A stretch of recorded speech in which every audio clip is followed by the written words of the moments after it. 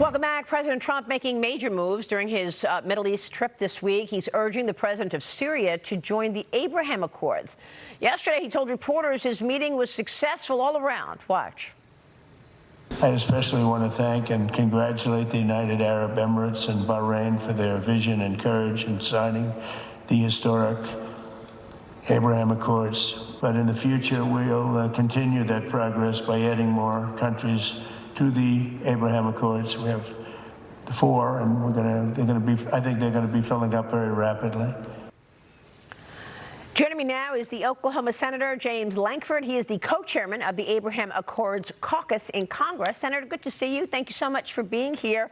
Do you expect that we actually could see Syria or perhaps the Saudis join the Abraham Accords?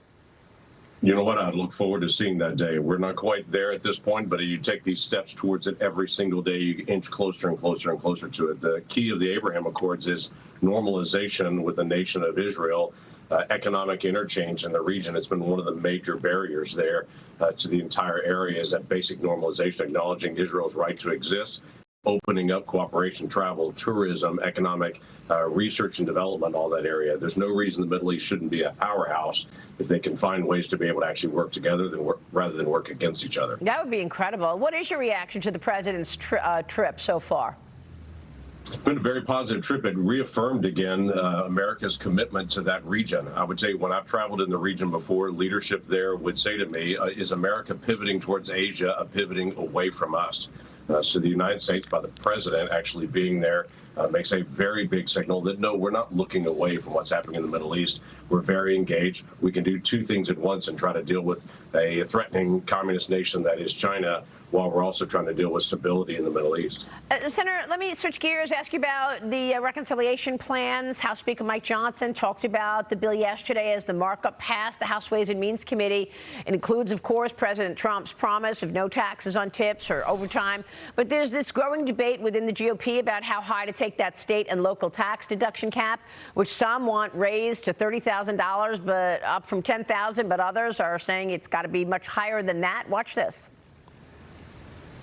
If they want their SALT tax deduction to go to 40 or 50 or 80, I don't care. You need to get behind the cuts that we need to find, the savings that we need to find. If you want to get, you can't have your cake and eat it too. And the reality is we're $37 trillion in debt, and we have a $2 trillion deficit. The 5 of us have talked, so I'm talking about me, Galbrino, Lawler, Kim, and Kane. The 5 of us have talked about internally what our bottom line is. We know that if that number is ultimately offered to us, we'll say yes, and we'll get the heck out of the room. I have said, as it is currently written, I would not support it, so we're in the process of negotiating. So people would get unlimited SALT if there was no tax bill to pass, but it would be accompanied by the alternative minimum tax coming back. I mean, if Hakeem Jeffries wants to have the largest tax increase in American history, I guess that's why he's going to vote no on the final bill.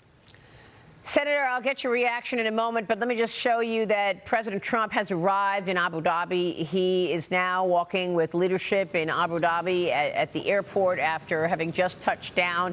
We are expecting more deals with our friends in Abu Dhabi after the president inked new deals in Saudi Arabia as well as in Qatar. What would be the biggest opportunity for the president in Abu Dhabi today?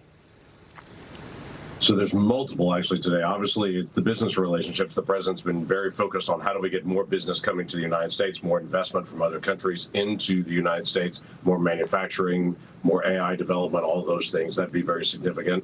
There's also a lot of connections there with China in the region, where China continues to be able to push in, develop deeper and deeper relationships for energy, for military, for everything else. So stabilizing that friendship with the United States, I think, would be key. The folks in the region would tell you, we don't want our kids to go to Chinese universities. We want them to come to America. We want them to think American. We want them to be able to think Western long-term. So engaging with that region has long-term good implications for the United States. Oh, well, we'll watch this. this because I know this is an important part of the world and certainly opportunity for more deals for the president in Abu Dhabi regarding America. Let me get back to the reconciliation. You just heard what some of your colleagues have said on the House side in terms of the SALT deduction. I don't think that there's anybody in the GOP Senate who really cares as much about the SALT deduction.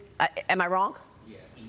No, you're not wrong on that. President Trump was elected. We were all elected to be able to find ways to be able to reduce the deficit. We have $2 trillion in overspending right now. That was a clear signal from the American people.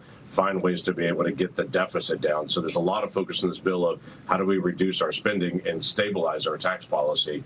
The SALT deduction, state and local tax deduction, the top 9% of Americans are the ones that take that. 91% of Americans do not. So we're having this big fight over something 91% of Americans don't care about. And quite frankly, the people in Oklahoma, where we have lower state taxes, really don't want to pay higher federal tax to be able to cover the folks in New York and California and Illinois who pay higher state tax on that. And that's really what it is. My folks have to pay more in taxes to cover those folks on it. So we want to be able to get to a reasonable proposal, but we got to get deficit down and we got to stabilize this tax policy. So is your issue more about raising the debt ceiling by $5 trillion? I mean, the last time you all, agreed on this tax plan in 2017, you didn't get it done until December of that year. But now you're facing the X date, that date when the government runs out of money. And where are you on that? Will you support raising the debt ceiling by $5 trillion? Yeah, I had not supported the debt ceiling when we were not actually reducing debt. I have in the few moments that we've actually made an agreement to change the trajectory to say if we're moving towards reducing our deficit spending, I'll support extending a debt ceiling because we're actually transitioning to the right direction. So most of the time I voted no. This time we're looking to reduce spending $2 trillion, starting to be able to change that trajectory. Now, is that everything we need? No, that's a drop in the bucket. But it's not doing nothing. It's not status quo. It is shifting the direction in our spending. That's the right way to be able to go. And as far as the X date, yes, we need to be able to get it done before we get to a debt ceiling cliff on it. But we also need to get 5 months out there for the IRS to be able to promulgate all the rules so that businesses can actually take advantage of these new tax changes that are going to be there. If IRS can't get the rules out, then that becomes a problem. Yeah, great points all around. But this reconciliation package is quite important in terms of getting the president's agenda through. But I'm just wondering what else is going on. I mean, the House has passed a number of bills, but Congress has only sent 5 bills to President Trump's desk in his first 100 days of 2025. That is the lowest number of bills since the 1950s, per this time analysis that I'm looking at. Is this a legislative slowdown, or is this just the power is in executive orders? What's going on, Senator? So it may surprise you that Democrats do not want to help pass Trump's legislation in the Senate. We still need 60 votes to be able to move legislation in the Senate. So what we have done instead is we've emphasized trying to be able to get Trump's nominees confirmed. We've confirmed more nominees now for any president that has been done in the last 40 years. So we've been in session more. We've been here nights and weekends often. We're focused on getting these nominees done. So ambassadors, all the key secretaries, obviously all the cabinet officials. So we have more nominees we're actually doing today again. If we can't get legislation done, we will get Trump's team in place and make sure they're confirmed. Yeah, and we should give you a big congrats on that. Very positive showing in terms of your first 100 days in this new Congress in terms of getting the president's team in place. But we also want to see bills to the president's desk to move things forward. Will you be able to make, do you believe, the July 4th deadline in terms of getting the reconciliation bill to the president's desk? I mean, I know we're waiting on the House for the Memorial Day deadline, but once it gets to the Senate, you said you can identify $2 trillion in cuts. Have you identified those cuts? We have, actually. We've gone through committee by committee to be able to find ways to be able to reduce spending. But again, it's the first step.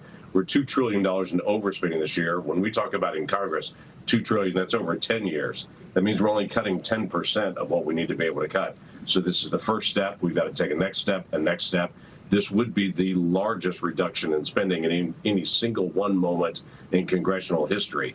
So it is significant, but also our deficit is significant as well. Yes. What we plan to do is to be able to get this done by the end of July. That's the biggest key. If we can get it done by July 4th, even better.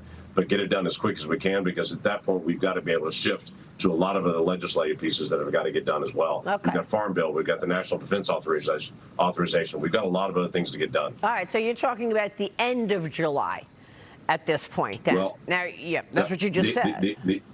The X date is August. That is when we have to get it done. Right. Obviously, the House wants to get theirs done by Memorial Day, by next week. The Senate still has quite a bit of work to do to finish our proposal. Then we got to merge those two together and get law. So everybody buckle in. We've got a lot of work to do still. You introduced the Regulatory Accountability Act to reform federal rulemaking by curbing agency overreach, restoring congressional authority, and ensuring regulations are transparent and lawful. It would prevent agencies from bypassing Congress and the Constitution, Senator. Does that include bypassing Congress with regard to the president's tariffs? It would be any regulations out there. This is a piece I've worked on actually for 10 years to try to get this thing done. The last time we had a major reform on how we do regulations was in the 1940s. We've got to be able to modernize our system. We've got to make sure that the guidance is not just done by the executive, that it matches up with law. That brings consistency to all of our business rules, that if Congress passes law, they know what the rules are going to be when they come out on that. We saw that during the Biden administration. They were creating all kinds of things that were happening that weren't consistent with law, and it just drug out. President Obama did the same thing.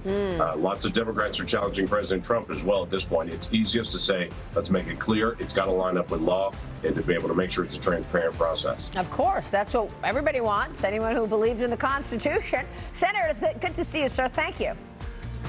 Good to see you as well. James Lankford joining us. Stay with us. We'll be right back.